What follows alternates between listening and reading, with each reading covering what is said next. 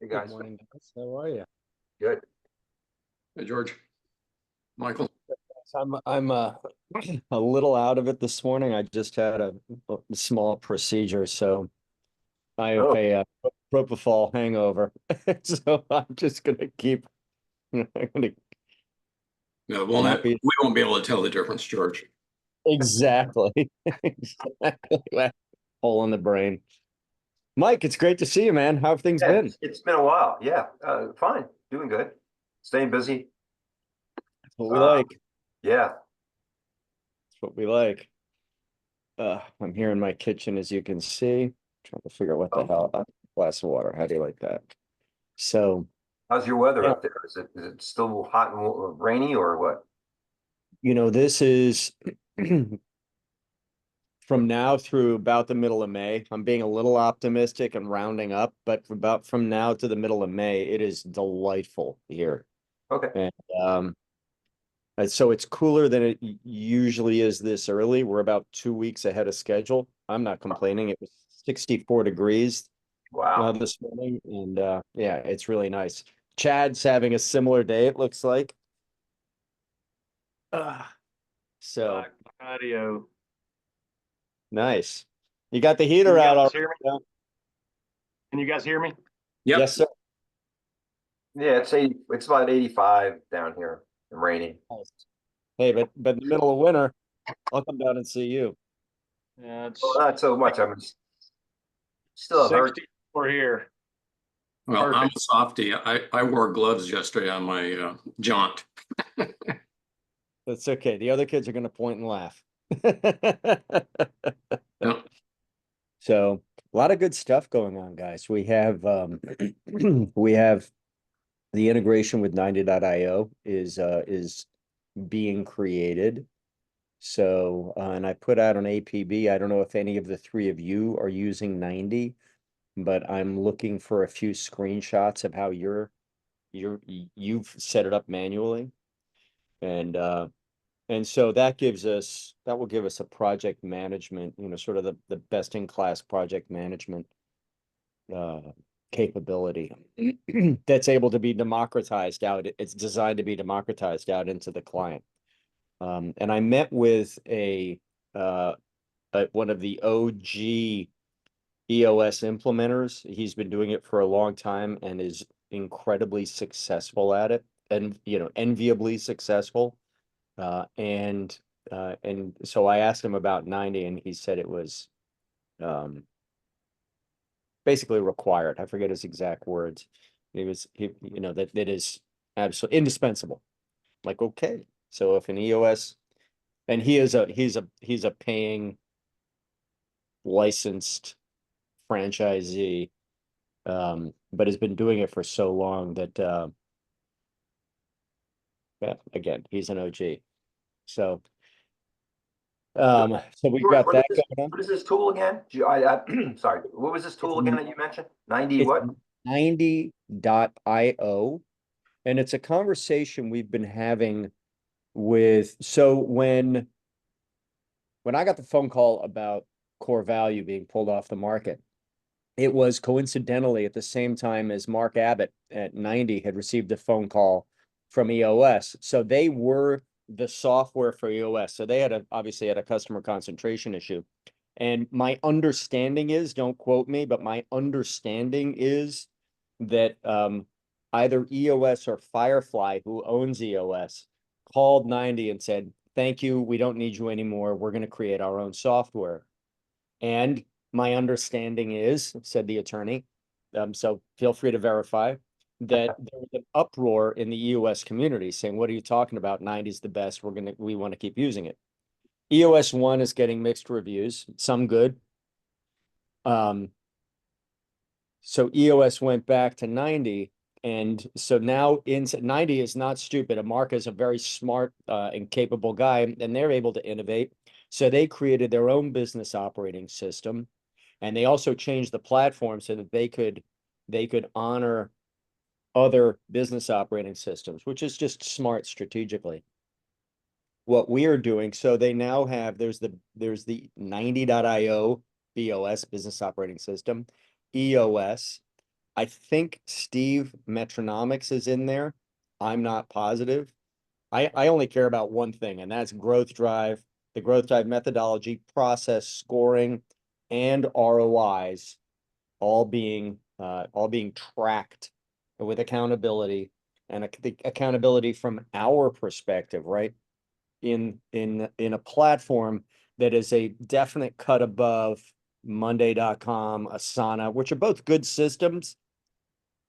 90 is a dedicated business advisor deployable, client embeddable project leadership system. And so that should be, I'm meeting with their dev team again on Thursday. And not bad for propofol brain, propofol. Not at all. Easy for you to say. Yeah, exactly. More of this Italian coffee. So Hey. George, did you send out some kind of email on that? I don't- haven't. I'm waiting until I have something to show you guys. Oh, okay, So that's very cool. And they are now strategic partners with EPI, which, I don't know how much hay they're going to make out of that. EPI has done a fantastic job of training exit talkers and some exit educators, and then a small percentage of exit doers, of us, right? And my understanding is they recognize that problem and then they're going to try to change it. Those are all opportunities for us to collaborate with SEPAs. Because if you just want to educate your client and you don't know where to turn for profit and value growth, we are the best. Hey, George, doesn't HubSpot have a workflow and management tool? Yes, different. Oh, is it totally different? HubSpot absolutely does, but HubSpot isn't really a project management tool. HubSpot is a marketing management tool and Yeah. even client onboarding. And HubSpot, I'm a raging fan. Also a raging fan, although I don't have personal experience, but I'm seeing it a lot of places with Go High Level. And if you're interested in that CRM, so think about having 90% of HubSpot's functionality for guys like us in a platform that costs 20 to 30% as much. Go High Level, and they work through implementers, no pun intended. They have an affiliate program, and I have an affiliate who is fantastic. And if you're interested, anybody on this call or watching this, send an email to george@growthdrive.com, growth-drive.com, and I'd be happy to connect you with them. What else is going on? We have the new report is coded.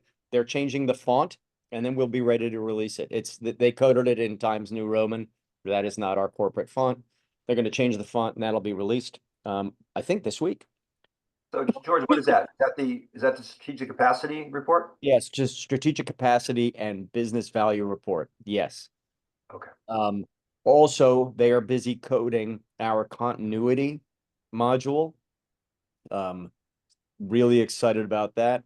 And the continuity module, guys, is going to allow you to demonstrate the relevance of talking with a wealth and insurance advisor. Why is that important? From my perspective, right now, we talk to COIs, wealth and insurance advisors, principally, and say, hey, I can help you make your clients happy. That's great. But we're basically asking for collaborative referrals. What if we could have conversations with business owners and say, hey, I know you're working with Frank. Frank's a great guy. Heck, we played golf together last week. Tell me, has Frank ever talked to you about your business as an asset, and how to protect your ability to grow and to maintain continuity? And I wouldn't say it like that, but that's the message to the business owner. No, Frank hasn't. Hey, Steve gives a free consultation. He's a great guy. He's not trying to muscle in on Frank's business. They know each other, but Steve specializes in business growth and continuity planning. Would you like to, you got an hour to talk to him? Yes, I do. I want to create a tool, a way to educate clients that having a conversation with your strategic COI is a good idea. How do we make this a two-way street from a, on a collaborative referral front? Also, and this is, this is like a virtuous circle. Imagine if Larry Dietz is an incredibly successful exit planning wealth advisor in South Bend, Indiana. He's a great guy. You'll all meet him at the conference. And imagine if Larry was running this tool with his clients, continuity tool with his clients, because Larry does not want to get into exit doing, right? He is an exit planner and he wants to lead. He's going to quarterback it, but he is not going to get involved in profit. Well, Larry might. Maybe I used the wrong example, but imagine a wealth advisor is like, yeah, I want to be the exit planner, but I don't do value, profit and value growth. And I want to collaborate with you. Imagine if we had a tool, which which is essentially created, and it's in the skunk works, for you guys to make that collaboration much easier. I want to help, how do we get business owners to understand how incredibly valuable you and they are? Give So, them a brain transplant. So George, what does that tool do? I mean, is there you do any diagnostics? I mean, what's Sure. the essence of the tool? Does it, because I do this business continuity planning with clients. Right. And I think I may have shared it with you. I produce a document.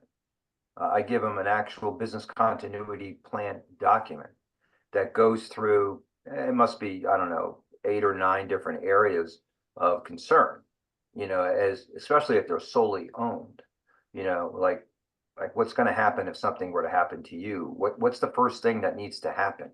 We walk through all that. And then we talk about, well, do you have any key people that will be at risk if you were not to be able to come back to work? What are you going to do about that? Customers, how are you going to communicate with them?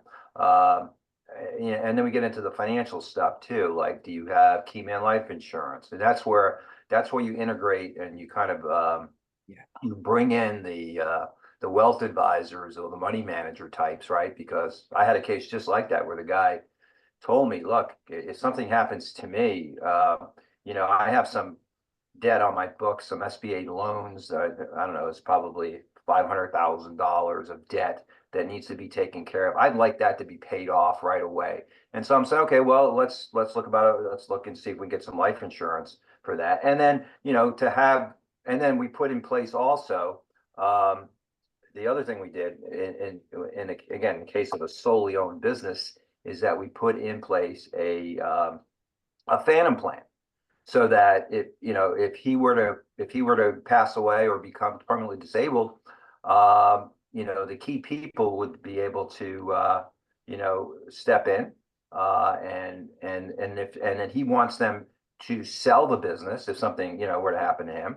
He would like them to sell, and if they sell it, they get a piece of the net sales price. So it incents them to stick around and fulfill his desire to monetize that asset for his family.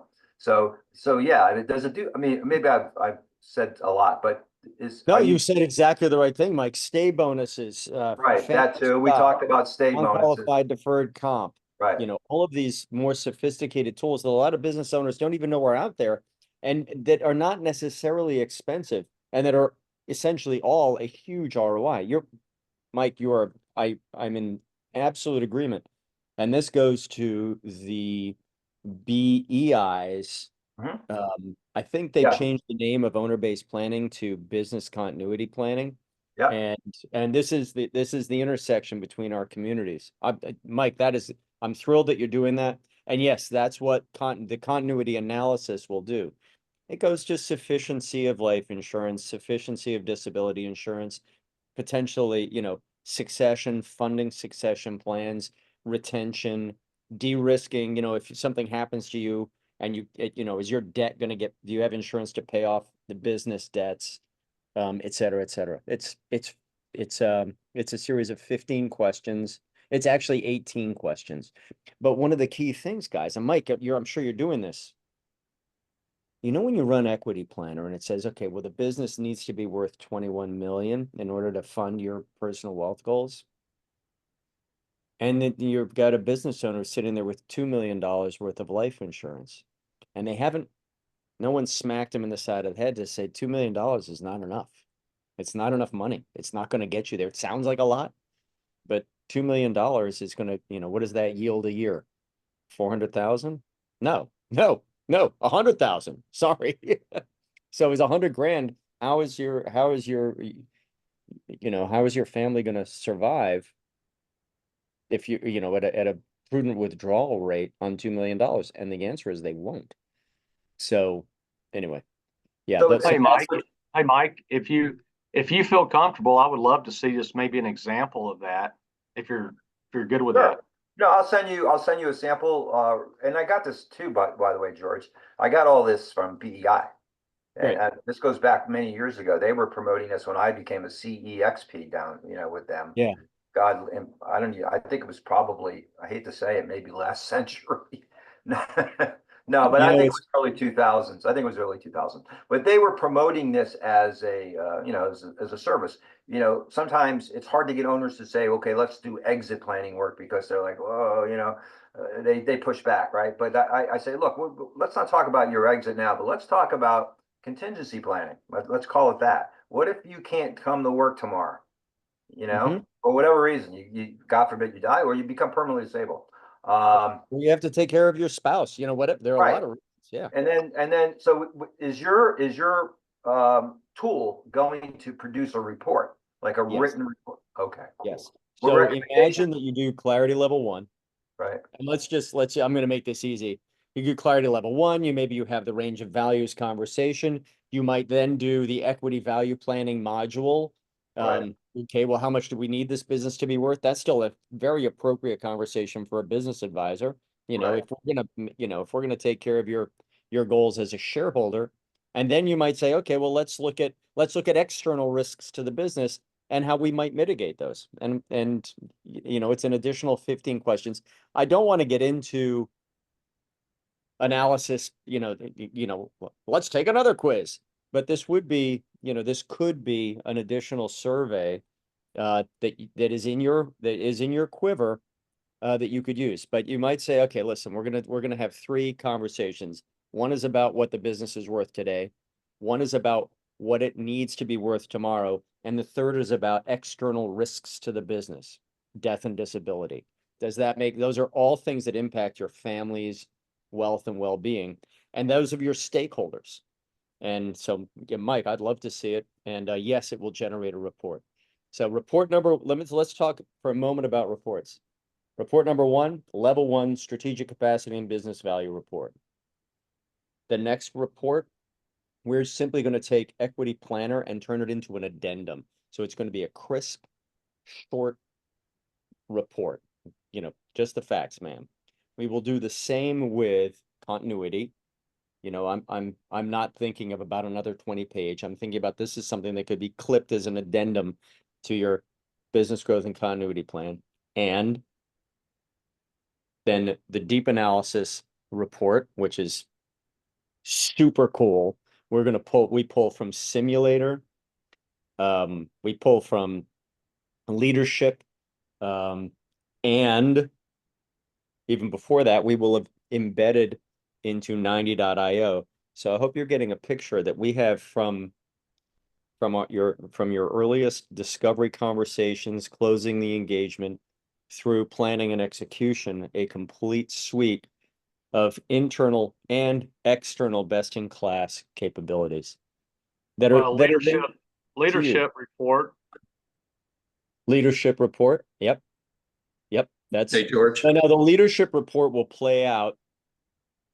It needs to do 2 things, Chad. 1, to be an addendum to the strategic capacity and business value report. So you can just clip, print, and put them together. 2, it needs to be integrated into the strategic capacity planning report. So it's a report because it's not a strategic plan, but it informs, here are the things we need to consider when we write a plan. It's very hard to write a have a strategic plan that is a one size fits most, right? But with templates, and with with good reports, we're good to go. And then and then imagine being embedded in something like 90. And that is all coming very quickly. So I'm excited. Steve, you had a question, man. Oh, your hand is up even. Hey, it stopped doing balloons. Yeah, I figured out how to turn that off. Excellent. The question, not to rain on your parade, but having recently played quite a I've bit. had 3 cocktails essentially, so you can't rain on my parade. Yeah. Anyway, the level 1 report, I don't know if you could do this or if you would have any desire to do this, but I think it would be desirable if you could go to the each element is worth X 100K or X thousands K, blah blah blah in the level 1 report. I think it would be more powerful and useful. Do you think that's giving away too much in the beginning? That's a great No, well, I don't. I think it's a better carrot to get them to go to the next step. That's what I think. because we definitely call out the total ROI. Right. Yeah, but if you break it down, I think I agree with Steve. You know, you're not giving everything. You're giving him the total for each dimension, not broken down by component, right? Is that what you're saying, Yeah, Steve? Like, Yeah. Yes. yeah. So you're not giving them. You just anyway. I We think could that break it down by dimension. I Yeah. don't think I could credibly break it down by growth driving objective because we've really asked one question. right.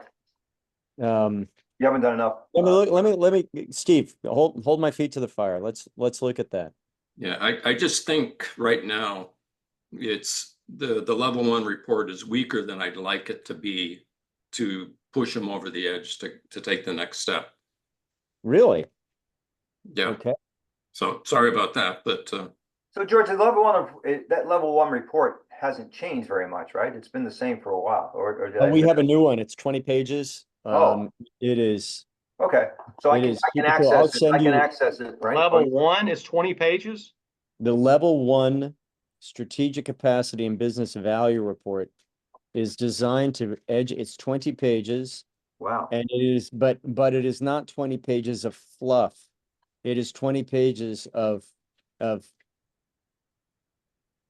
how do we educate our clients about the importance of strategic capacity and then the impact that has on business value. How do we get that? And some other points, we educate them about, Mike, it's on the dev server right now. I will send you a sample as soon Oh, as okay. So it's not out yet. It's not out yet. it's not out yet. It's coded. All right. It'll be released like literally the coming days. Okay. Yeah, so- George, I would love to see that as well. Yeah, I'd like Okay. to see Yeah, that. happy to. Level 1 had that 20-page report. George, Yeah. the thing you said about maybe breaking it out by dimension, I think that might be a decent compromise. Because I just think the carrot needs to be, or the incentive needs to be stronger than it is. And So, I'm Steve, breaking all if of the that's rules of. Go ahead, Chad. If Steve, if that's the case, would you, because I charge for level 1 95% of the time anyway. Well, let me just jump in there, Chad. George is developing X and Y and continuity report and blah, blah, blah. I think there's a whole sorting that needs to be done to figure out how to deal with that from an offering standpoint, a pricing standpoint, because there's a bunch of value that's being created, and somehow we need to be compensated for providing that value. So I think all that needs to be figured out. Right. Steve, I I think agree. that's a great idea. And what we should do as a community is have a workshop. And we'll do it after the conference. And let's have a workshop that says, okay, y'all, what I'm spontaneous yawling. Okay, you guys, the people, You were the playing the Tennessee hillbilly card. Y'all, well, I lived in the South for about half of my adult life. And anyway, it doesn't matter. The Getting acclimated, you're getting yeah, acclimated. I'm getting out, I'm going native. Well, if I start putting on a fake Southern accent, then we will all be worried. You can forgive me the occasional y'all, but I'm not going politician on you. The, so we should have a workshop as a community and let's make it, let's make it meaningful. I mean 2 hours to really Yeah, workshop this so that everyone can leave with their own, I'm not going to tell, this isn't a franchise, right? I'm not going to tell Steve what he can charge and when, or you, Chad, or you, Mike, but we can talk through when. The question is when, how do we have a relatively straightforward guideline, right? A principle that says, okay, at this line, you will have delivered enough value to begin charging. And I'd love to define that, what might be in that line. Because Larry brought this up a few weeks ago as he was talking to Chad about charging for level 1. And he said, at this point, I had delivered enough value that it was appropriate to invoice them for level 1. And heck yes, there are lots of chat I didn't know you were doing, but there are several of you who are. There was saying, okay, well, here's, you're going to get a ton of value out of this. Especially as you read the strategic capacity and business value report, what you'll see is we judiciously take what is a preliminary measurement of the business, but really get into a lot of those 20 pages, get into explaining the 3 dimensions of business growth, the logarithmic nature of the private capital markets and the allocation of value multiples and therefore value, the relationship between the health of the market generally and the ability to transfer value at a high multiple. We get into the percentiles. Okay, if you're a 54, here are how the percentiles break down: 50, 70, and 85, I believe. Scoring percentiles to get people to understand, that this is hard stuff, and that an 85 is a 96th percentile. 85 may seem close to 70. It's not. And we go in, it gets pretty meaty. And guys have been absolutely loving it, Steve, notwithstanding. Steve, I haven't seen. you don't have to put up your hand, but just tell me to shut up and jump in. okay, shut up, George. So, Thank you.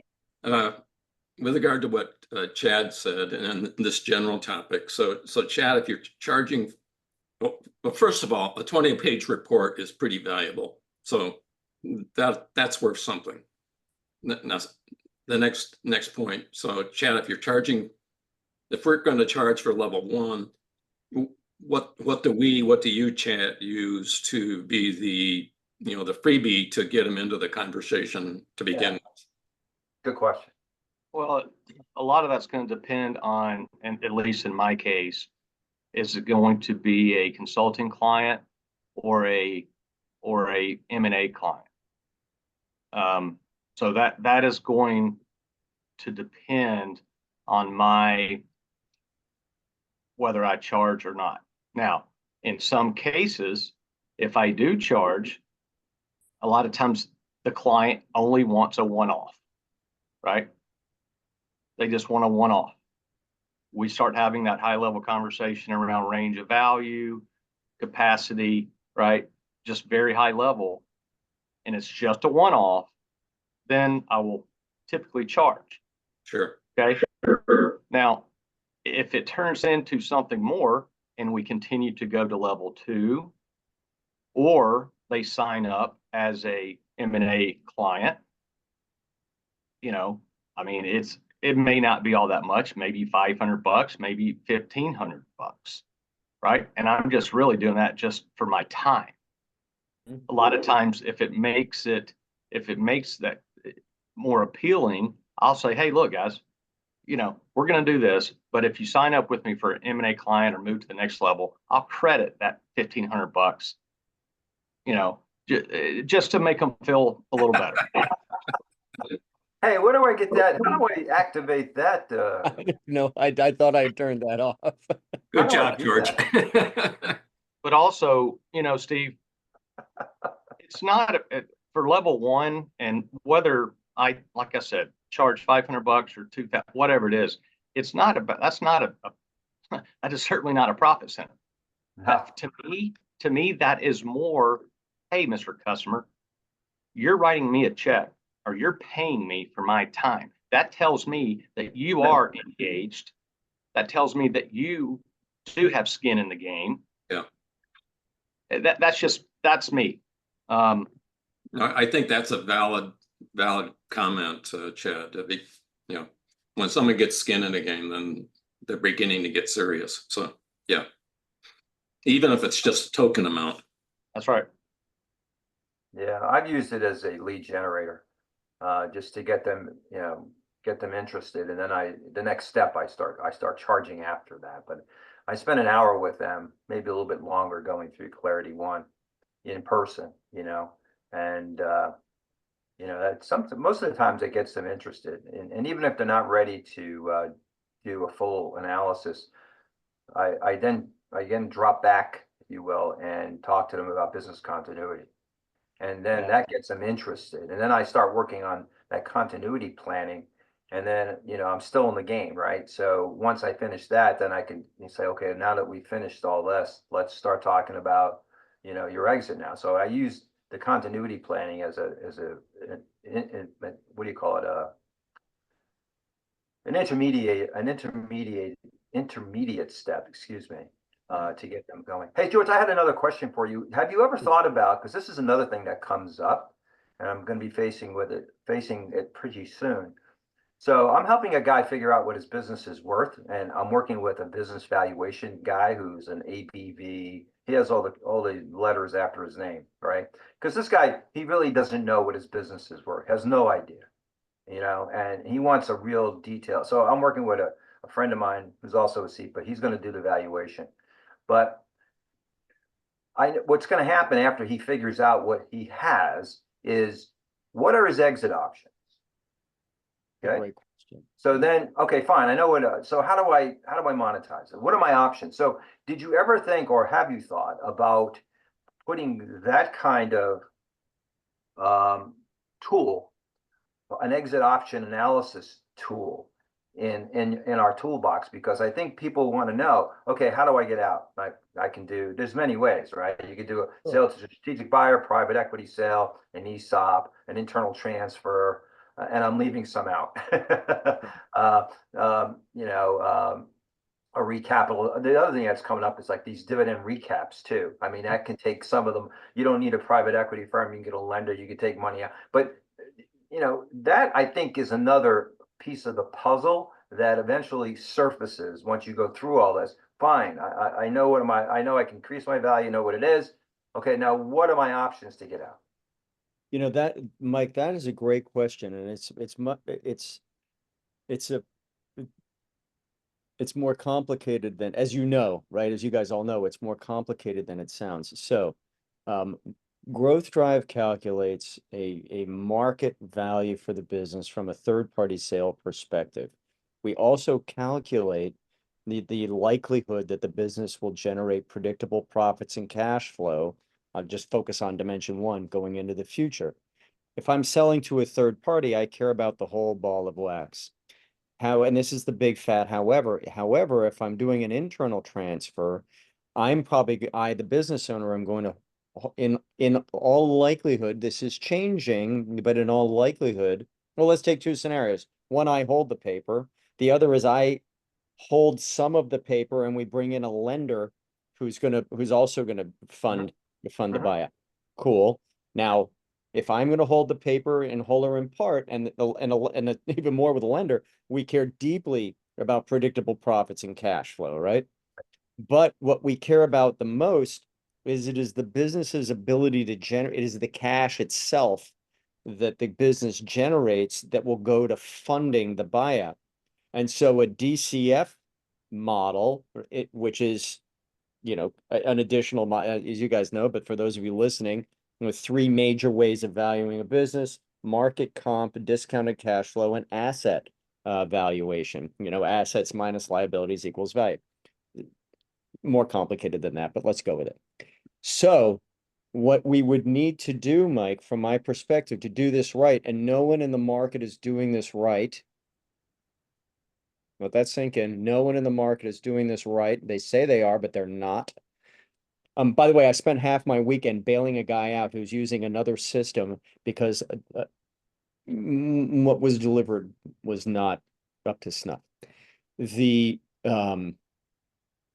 we need to have a DCF calculator. Now we have it. I have a very well-built, sophisticated, several of names in this community you would recognize have participated on it. And that's another thing that we would want to kick. I'd want to, you know, have you guys use and validate. Anyhow, we need to code a DCF calculator, because if we're going to say, okay, well, if you're doing an MBO, or you're going to give it to your daughter and she's going to, whatever it is, we need to understand cash flow and the available cash to fund it. And there are very well understood formulas, but we would need to have that in the system. I've just resisted having that in the system because, and here's the tension: all exit planners can use growth drive, but not all growth drivers are exit planners. Does that make sense? So we play predominantly, actually, most of the community is not involved in exit planning. But exit planning, you know, is the ultimate strategic plan. So there's a long-winded answer to your question, Mike. Right. Yes, I've been thinking about that. And that's probably something we'll look at as an evolution in 2025. The Yeah. other concern is, if we're doing two calculations of value, how do we need to do it very, very carefully so that we don't cause confusion in our client? Like, well, which number? And when you said, and I assume I you can say his name. But I know who's going to do the valuation. He's great at it. But for what purpose? Like, what valuation method is he going to use? If we run a biz equity, as you and I had discussed, we're really getting a value for insurance purposes, and we want to value the liquid and illiquid nature of the asset, 30 million. If we're doing a valuation for M&A preparedness, we want to say, okay, well, we're going to try to get 30 million, but in all likelihood, after due diligence, you're going to get 18. And how do we avoid confusion? Does that all make sense? Hey, Again, Michael, I'm curious. So this certified valuator you're talking about, how much is this person charging? Well, this is a pretty complicated business, so I preface my response with that. Yeah, no, that's fine. It's very complicated. It's not, well, there's a lot of locations. The guy, I'll tell you what he does. He sells, he owns gas stations, right? He owns gas station lots and facilities, but he net leases the gas station locations to an operator on a triple net lease. And then he sells them gas. Then he sells them the gas to put in the pumps. Okay. So he's got like two businesses, right? He's got the net lease real estate thing going on, and he's got the sale of fuel. And he's got like 40 locations. Okay. And so what this guy's doing is we're going to value the two businesses separately and then together.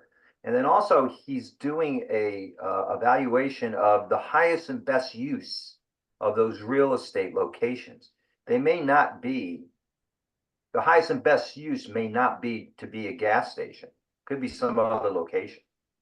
It could be used for something else, and he doesn't know that. So, all right, to make a long story short, he's doing all these for just under 40 grand. wow, that's actually a great deal. Now, this guy's on his own. Like he used to work with me in my old firm, and now he's on his own, so he doesn't have the overhead and stuff like that.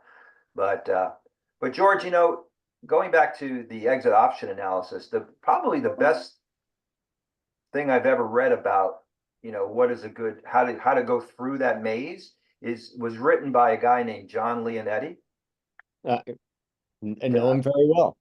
Yeah, I know, Steve is smiling at, but his book had a pretty good, he kind of quadranted out and said, it depends on their mindset and where they are. And I thought that was pretty well put together. I mean, Steve, John is Steve, smart as you're shit. kind of smiling at that. Do you think, have you read it? Are you familiar? Yeah, I went through John's training. Okay, what do you think of it? I thought his take on it was pretty insightful. Yeah, I think that aspect is fine. It's excellent. I Yeah. do want to comment to George though, and to your comment, Michael. I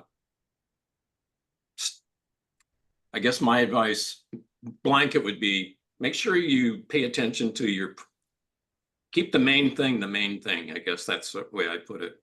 If you're developing a growth driving tool, make sure you do a growth driving tool that's par excellence. And perhaps leave the exit planning modules to John Leonetti or to BEI or to John Denny, Yep. So and Steve, to your point, we have a very different philosophy, and one I've shared openly and frequently. Let's take BEI's Planet software. Imagine if we API to Planet so that we're pulling or pushing information as needed so that you get, between the two systems, you get the data you need. I hesitate to say, the data you need. So we populate reports. That would be cool, right? Mhm. We have plans in place when we are ahead of the other people with whom we would want to API.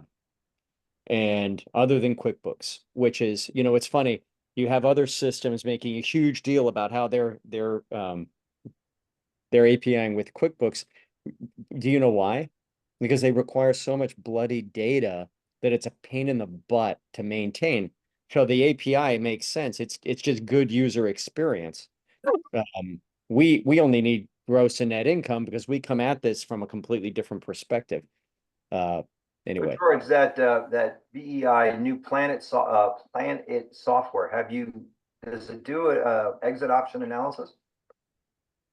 Or does it go through? I think the old one kind of, if I remember it correctly, I used to subscribe to it, then it got very complicated to use, and I think that's why they revised it. They've just given it a complete overhaul. What I have seen, I am impressed with. I think they've done a really good job. I will be hosting a webinar during which Fletcher Brown, the CEO at BEI, will explore and explain the Planet software.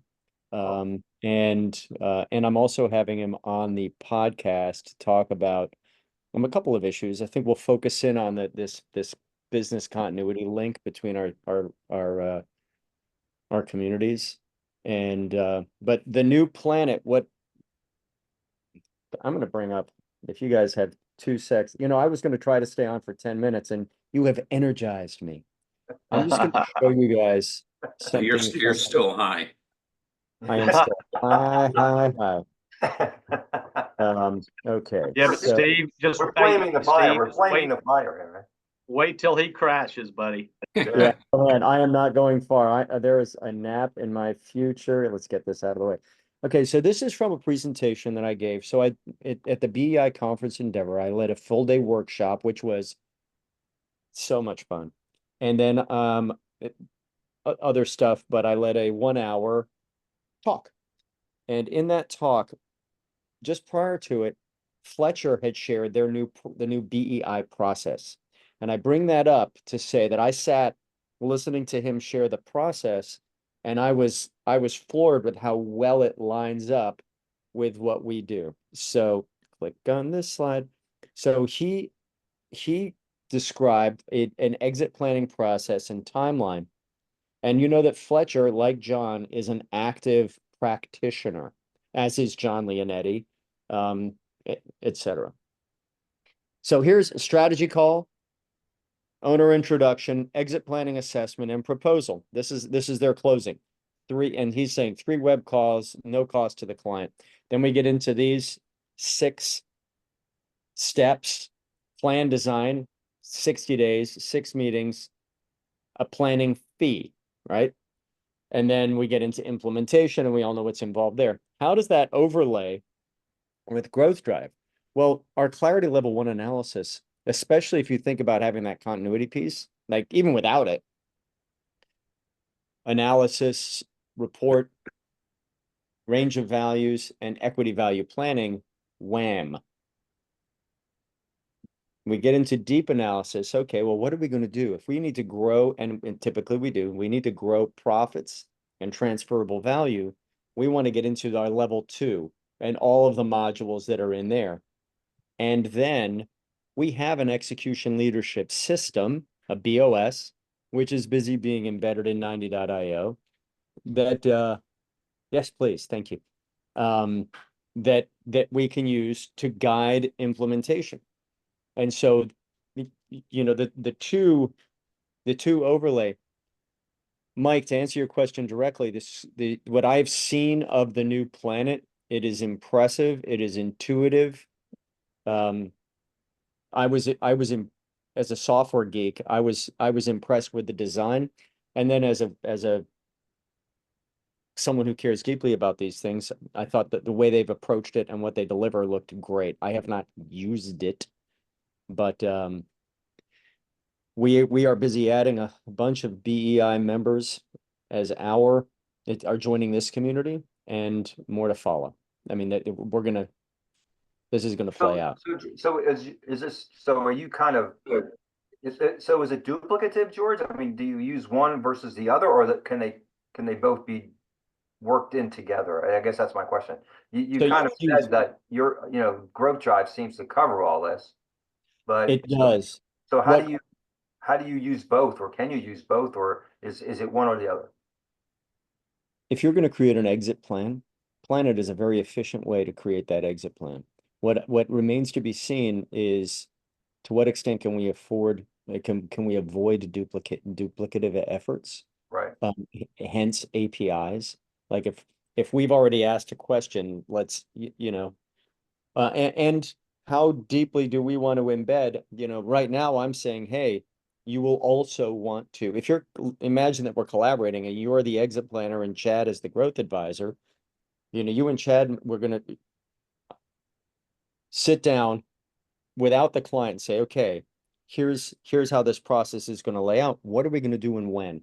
And how do we make sure that our client has a really good experience so that he doesn't feel like I did this morning at the doctor's office, where I'm filling out the same form that I've already filled out 2 more times in the office. I'm like, come on, man.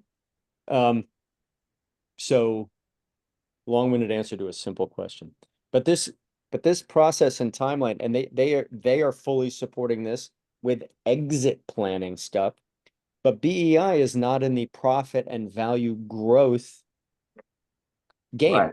Right. And we are, which is why there's such strong synergy between the 2 organizations. It's a great relationship that I value very much. So it could be I mean, growth drive kind of kicks in where because I remember that his 7-step process, and one of it is building maximizing growth and continuity. yes. So yeah, that's where you guys would be. So Michael, are you more involved? Are you more involved in the exit planning part of it, or the actual growth side of it? I would tell you that I do both. Yeah. Okay, because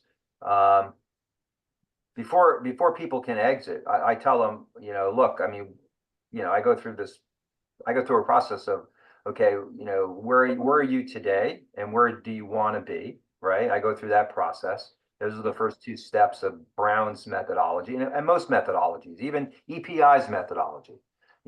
It's where you are today. Which is an excellent methodology. Yeah, where you are today, where do you want to be, and how much of where you want to be has to come from your business. And we get in. That's the first step, and that's what I do with Clarity 1. How much of your wealth, using that what do you call it, that the value drive equity value planner. Equity value planner. I tell them how much of this worth has to come from your business, and are you there yet? Is the worth there to support that? And if you have a gap, then I go to, let's work on closing the value gap in your business. Before you talk about exiting, you got to make sure your business has enough value to allow you to exit the way you want. So that's step number one. So once that is done, then then it moves to, okay, great. We're working on building the value. What are my ways out? What are my options? How do I get out? Do I do an internal sale? Do I do an ESOP? Do I do a sale to a strategic? Do I go to private equity? Do I do a dividend recap to take some of my money off the table, or some combination of those? And that's the second phase of it. And again, along the way, we talk about continuity.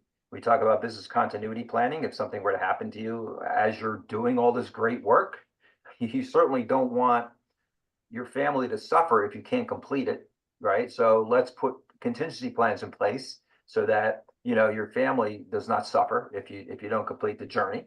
And then, of course, being a CPA as well, I always talk to them about tax planning, Yes. and now it's becoming a very important topic, estate planning.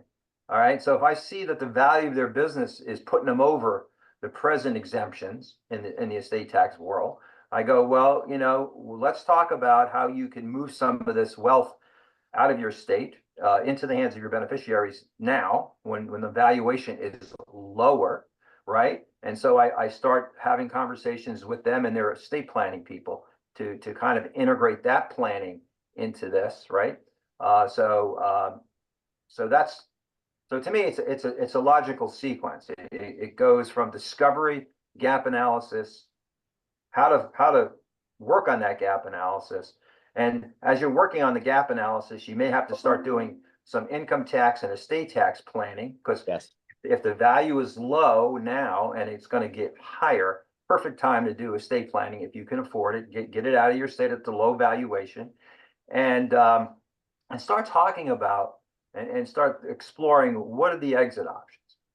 How can I transfer this business and get the money I need? So that's kind of the way at a very high level, what I kind of do. But go ahead, George. I'm sorry. What's interesting, Mike, and those are all fantastic. I mean, imagine a client who comes in without this knowledge, and then after a series of conversations with Mike, the level of and you chat as well from a different perspective, right? The level of knowledge that our client has after having these initial educating the client, like, here's the realm of the possible, man. Here are the things you should be thinking about. We want you to make an educated decision. Right. We're here to facilitate that for you, but Right. you need to have enough knowledge to make informed decisions. Correct. Because at the end of the day, this is your life. Correct. Now, I brought this up because we always, I think we tend to forget that, like, the C3D certification starts with, and my book starts with becoming your client's guide. And this very important growth conversation where we're saying, okay, hey, listen, man, where does, and John Leonetti actually asked this question beautifully. I mean, he's a master at saying, congratulations, you've built this business. I know it hasn't been easy. And today, we've talked, it's not perfect, but it's good. Where does this need to go? What does this need to contribute? And we really want the growth conversation is designed, it's active learning, active listening to get at where's your life going, and what's important to you caring for your family, your stakeholders, including your employees, but let's call them out separately, your employees, your legacy, all of these things that are profoundly important to us, as even a guy like me who has no exit on the horizon, but I care profoundly about my stakeholders, which, and to a large extent, which is you guys, right? And our ultimate customers, your clients.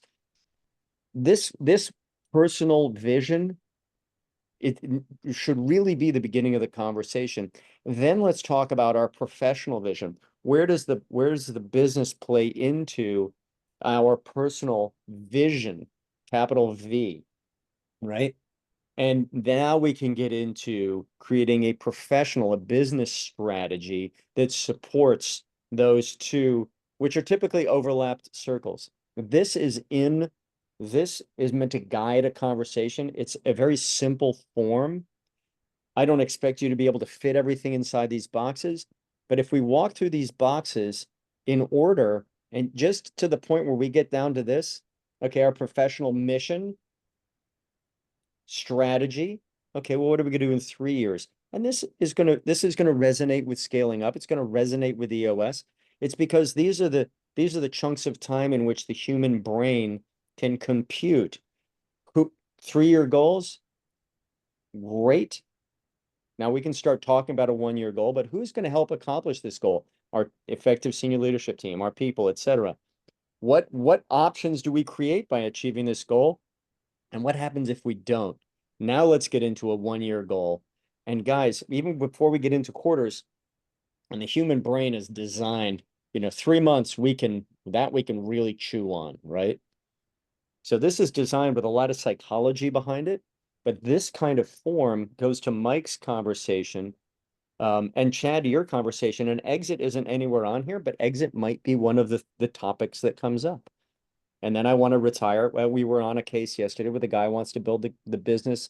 He wants to go, he has a 16-year-old and an 18-year-old son, and he wants the business to go to his sons. Imagine the caretaker amount of time that has to elapse before those two young men become competent professionals, which we know, he may not see it, but we know isn't going to be for another 20 plus years. And even then, so I went on a bit of a rant, but this is the No, name of the game. you're spot on, George. And I feel like a lot of times as you start going through this exercise, sometimes the business owner, they don't know whether they want to grow or sell, right? I mean, they may think they want to grow, but reality is really they want to exit. Well, Right. and never underestimate the ability of a client to show up here, disappear, and reappear over here. Absolutely. I want to grow it. I want to grow it. Oh my God, it's going to be that hard. Let's sell it. Or Yeah, I want to sell it. I exactly. want to sell it. Oh my God, now it's easier to run. Hang on a sec. I want to grow it. Oh, Yeah. I mean, trust me, I had talked myself out of deals.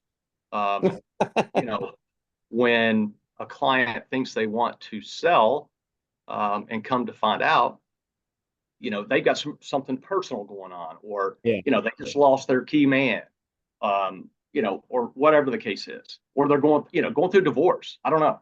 Yeah. But Well, or the phone, there's a knock on the front door and the doctor shows up and we think Sydney has some broken ribs and costochondritis, and she actually has a profound and potentially lethal cancer.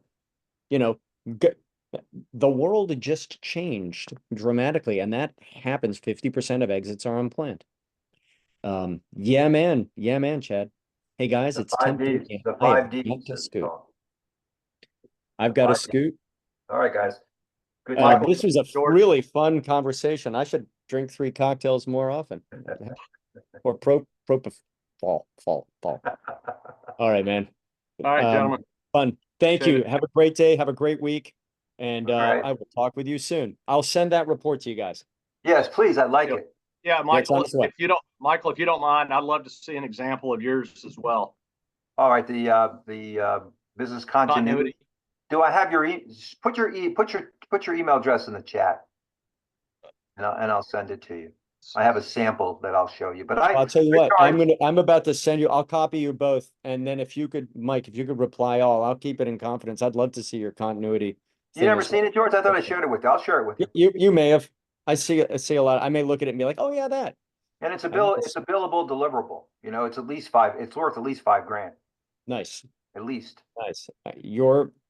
And your advice is incredibly valuable. Chad, I love to hear you say you're charging for level 1.